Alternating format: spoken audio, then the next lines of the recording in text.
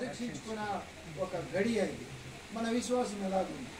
అమ్మగారైతే విశ్వాసంలో కొనసాగిందాలి. ఎంత కష్టం వచ్చినా, నష్టం వచ్చినా, దుఃఖం వచ్చినా, వేదన, శోధన, ఆవేదన, రోదనలు వచ్చినా అమ్మగారు తమ విశ్వాసాన్ని కొనసాగించుకున్నారు. ఊపిరి ఉన్నంత వరకు కూడా అమ్మగారు దేవుని యొక్క విశ్వాసంలో ఆమె జీవించింది. కాబట్టి నీతిమంతురాలు. మన మధ్యలో ఆమె ఈరోజు లేరు. ఆమె ఎక్కడుందంటే దైవ సన్నిధిలో ఉంది. హల్లెలూయా. మనమందరం కూడా అక్కడికి పోవలసిన వారమే ఒకరోజు.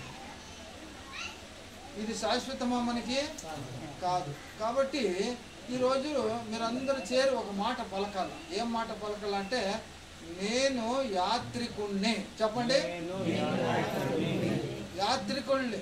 మనం ఎవరంట? యాత్రికులు అంటే ఏమి అర్థమో?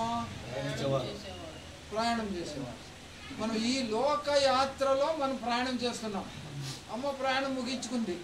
ఎలా ముగించుకుంది అంటే, దేవుని పిలుపుని అందుకుంది, యాత్రను ముగించుకుంది, దేవుని వద్దకి వెళ్ళిపోయింది. హల్లెలూయా. ఒక మంచి మాట వచ్చినప్పుడు ఆమె చెప్పి చాలా చక్కగా ఉంటుంది. లోక యాత్రను ముగించుకుంది, దేవుని పిలుపుని అందుకుంది, దేవుని వద్దకు వెళ్ళిపోయింది. దేవుని స్తోత్రం కలుగును గాక.